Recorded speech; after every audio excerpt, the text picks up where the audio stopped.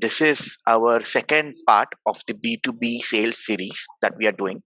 In this webinar, we're going to focus on how to leverage LinkedIn for sales. That is the broad overview. The previous first part was on prospecting, which is basically one of the most critical first step in sales. The video of which is available on Hackstrap YouTube channel. This recording will also be available on the channel after a few days. And I would now request Samrat to begin the session. Thank you, Sandeep. Thanks a lot. A very good evening to all of you, and here is wishing you and your family happy Holi. As you can see, we just had a celebration in our office, and I couldn't really get the time to, wipe the colors. But I thought, let's make the session more colorful.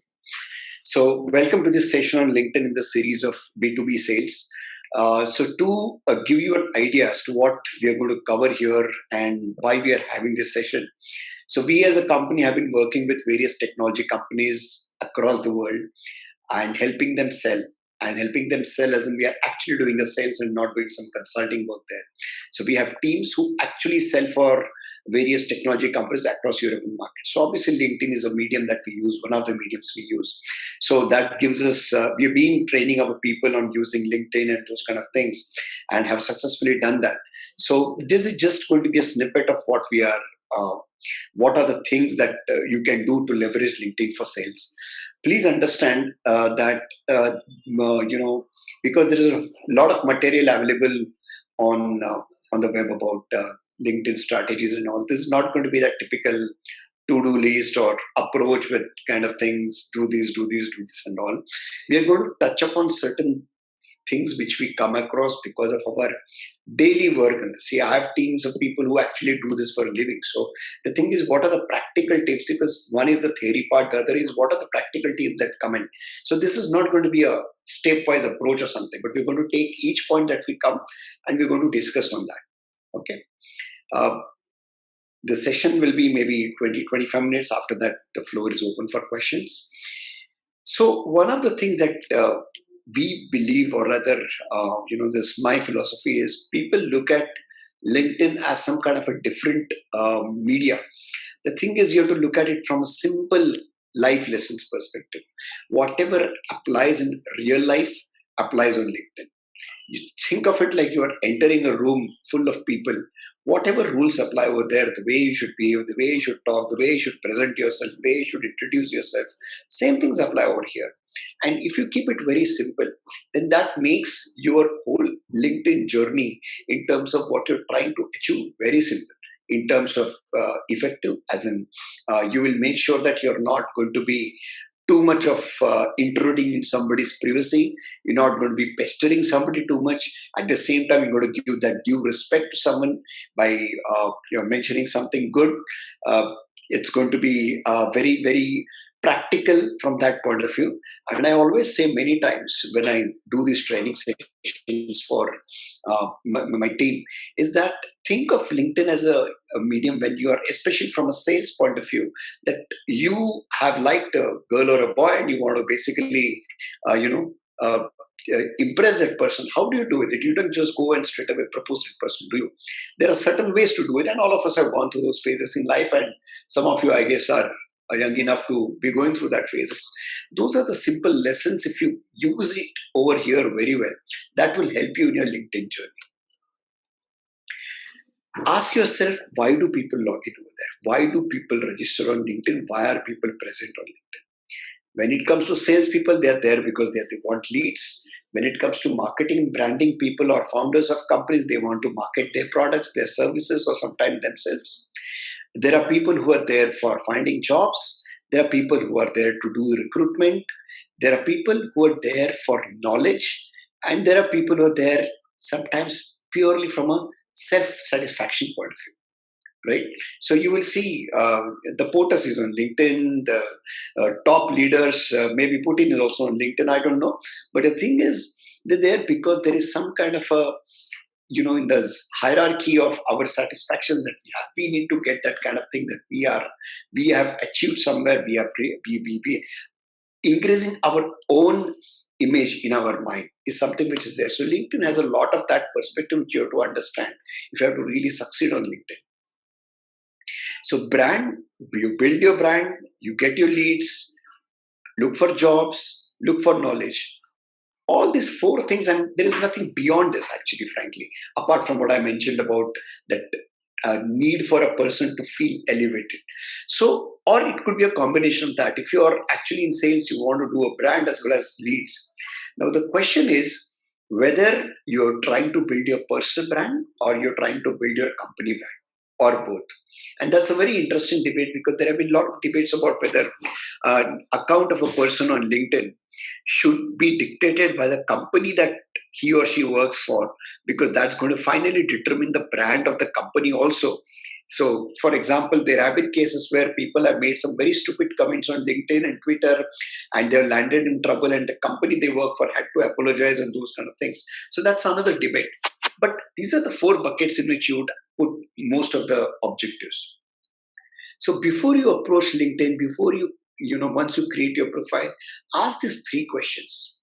Who am I? Very, very important, because whatever you put in over there, whether it's the written content or a video or the comments or the likes or posts, whatever you put in over there is going to determine who you are. So you need to build a personality of yourself on paper. You need to understand how is it that you would like to be presented over there. So when you go for an interview, you know that, okay, I'm interviewing for this job. My job is to answer the questions in such a way, of course, truthfully or whatever. And the thing is, then build that kind of a thing that make yourself suitable for that particular job. So here also you have to answer the question, who am I? The second question you have to answer is whom, for whom. For whom are you doing this? Who are the people you want to connect? Whom you're creating your brand personality over there for? So, and that whom, something we'll get into a definition of that in a while, but that is very important, and that becomes your target audience. And you need to be very, very focused on who that target audience is. And third is how. How is basically how are you going to be beneficial to the target audience? As I said, everybody on LinkedIn is there for some kind of a takeaway. Somebody's there, everybody's there to take away, whether it's a CEO of a Fortune company or anybody, something to take away from that. Now, if that is your target audience, if your target audience is the CEOs of Fortune 500 companies, then you need to be sure as to how are you valuable to that person. And these are the three questions which you should ask yourself, think through before you start making the profile, before you start making your, putting that I've done an MBA, I've done engineering, I've done this, I've done that. Before that, answer these three questions for yourself. A definition of target audience is, and here is an example. You have to exactly define who are the people whom you want to reach out to or connect with. So here is an example I put in. I want to reach out to the heads of marketing in the UK and Germany who work with retail companies that are in the revenue range of 200 million to 1 million. Okay, so that becomes your target audience. These are the people whom I want to connect, and that could be for any reason. It could be because I want to offer certain services, or it could be because I want a job, or it could be anything, or I want to create a brand about my product, whatever my job requirement, job role is. Depending on that, it will work. So, but you have to be very specific about your target audience over there. So this is your business card. We all have a headline on LinkedIn, which is your business card. Now, understand that this plays an extremely important role for the person who is receiving that invite to decide whether he or she should accept that invite. So your business card is like your headline is like your business card, and that is what defines you. It defines who you are. It defines whom do I help.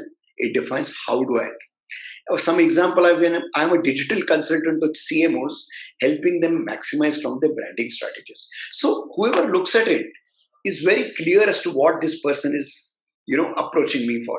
So if you are sending an invite to a CFO, obviously it's not relevant for that. So your headline is wrong if you're approaching the CFO for that, because he's not interested in maximum from the branding strategies and all. That's something which is for the marketing department. So you have to create your business card, which is your headline, in such a way that it really grabs attention. It doesn't have to be very innovative, frankly. It has to be very, very specific and clear as to what you are doing, whom you are helping, and how you are helping them. Getting found. So we all have been looking at SEOs and all. We have done it for our company, for ourselves. So searchability is one area which is very important on LinkedIn. I'm not going to get into the details because we have, for each of the points that I'm making here, we have individual sessions. Typically, our LinkedIn sessions are about a 5-day sessions that we do for our team. Getting found means you have to apply all the SEO strategies that come in. Find out what are the keywords on which your target audiences is going to search for you. So going by the earlier example that you are a digital consultant to CMOs, let's say the CMOs search, what could the CMO search topic? It could be maximizing branding strategy. It could be branding strategy. It could be digital consultants. So if a CMO is searching for this, my name should come on the top list, maybe in the top page or whatever.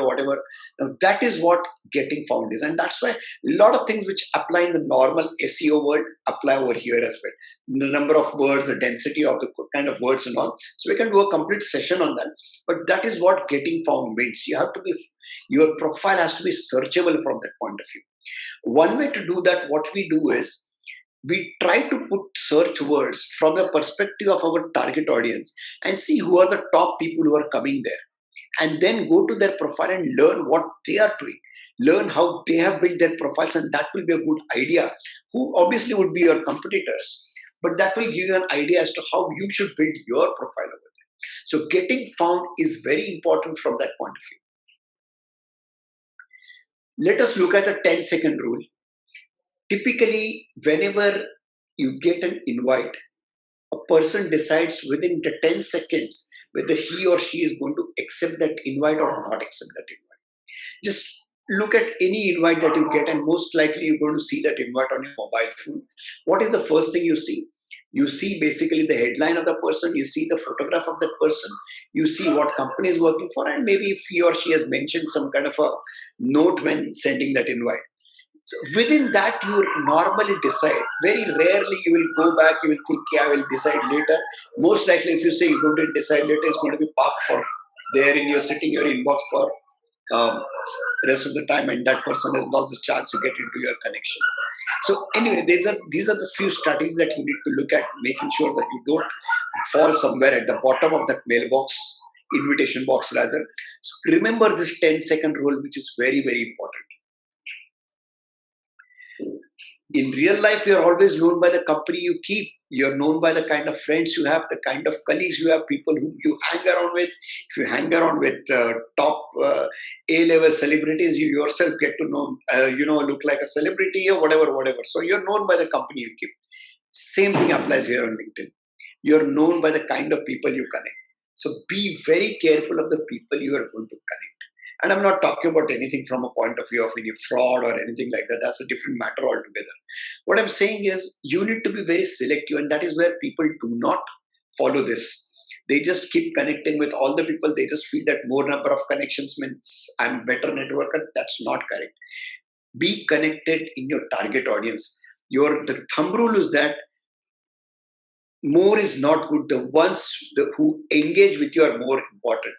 So if I'm connected to 100 people and only 10 of them are engaging with me, when I say engagement could be a like, share, or even browsing through your profile or looking at what post you have put and clicking on the more three dots to read the whole post. That is engagement. People who engage with you are valuable. And typically there is a 70-30 rule. It says that whatever connections you have, 70% should be your target audience. The rest 30 can be others, your friends, your colleagues or whatever. But 70% of your LinkedIn connection should be your target audience, and that is very important.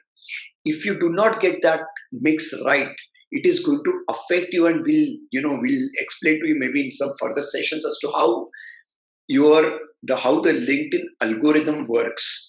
So if you fail to engage with your people, or rather if your post fails to engage with the people once you put it over there within a few hours or so, that post goes down, and then the engagement goes down, then very few people will really see that post. Forget about liking or sharing or commenting on it. So be very careful of the people who you are going to connect. You should only connect to those people with whom you can engage. Spying is very important, but smartly. LinkedIn is a medium where you can actually get a lot more perspective with the person that you can, rather than what you can believe about. It can give you that person's ideology, what the person is thinking, what based on, of course, people. We are only talking about people who are active on LinkedIn, even people who like certain videos, certain posts. Because see, think of it from a Facebook, you can make out the political ideology of a person, even if the person doesn't put across something directly, based on what likes they are, what are kind of people they are following. So spy on people, but very smartly, in terms of what you should, what you should follow, what you should not follow. When you're sending a connection request, bring out some kind of a post that he or she has put, so that there's a connection over there. And these are things which really help. That personalization helps you get a better results. So spying on your target audience is not a bad thing. Professional spying, of course, we are not really talking about spying on their family members or whatever, or their personal lives. We're talking about spying on what exactly they're trying to do.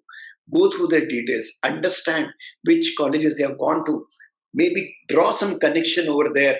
Try to see if one of your CXOs in your own company has been to that particular, say, Harvard or Stanford during that time. Try to draw those connections. So much study is there available, so much of analysis you can do.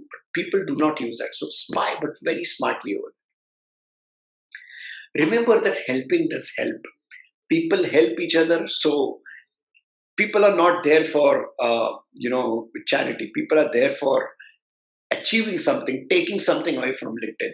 So help them so that they help you. Share their post, share their job requirements, share their, if somebody is looking for a job, share it, like it or something.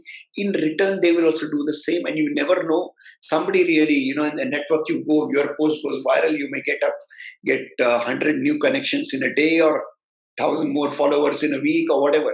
So remember this, always help. So again, what I'm saying is real life lessons to help here. Just simple things that you can help, liking the post that he or she is going to. Because what happens is, if I like your post, next time you put a post, it comes on my top feed that this person has put a post. So I'm encouraged to like it. That is how the LinkedIn algorithm works, and it does for a reason, because LinkedIn benefits by maximum engagement that happens. They want posts that engage most, because that is how the social media business works. First and foremost, stop selling on LinkedIn, add value, you will get leads. So you have to remember that you have to give that value to the customer, the prospect, only then you will be able to real sell.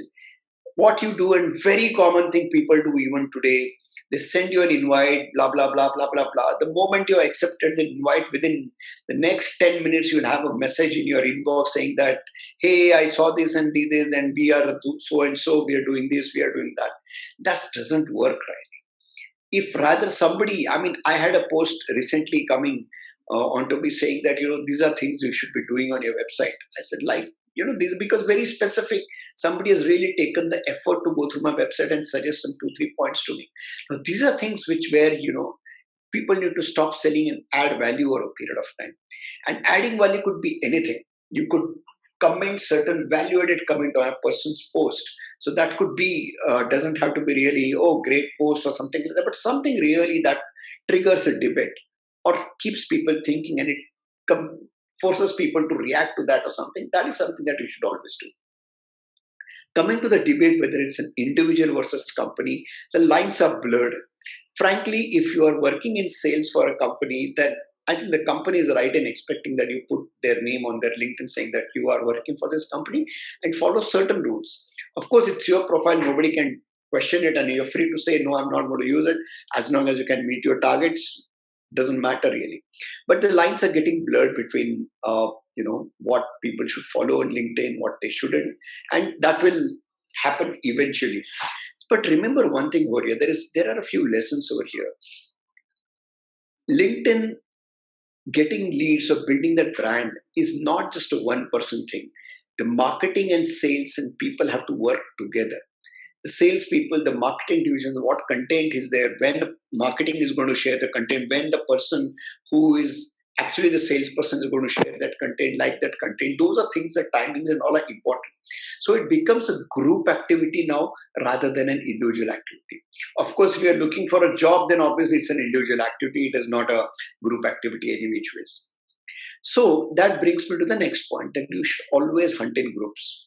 So if you are four people in a sales team and you've been tasked with going after some three segments in the market, make sure that people are there are more than one person tracking a couple of tracking one decision maker.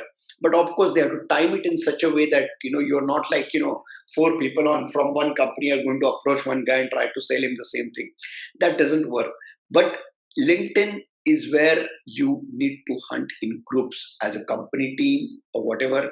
And so this is where these are strategies which will really help you get better results from your exercises rather than individually doing the same old thing, standard messages and all.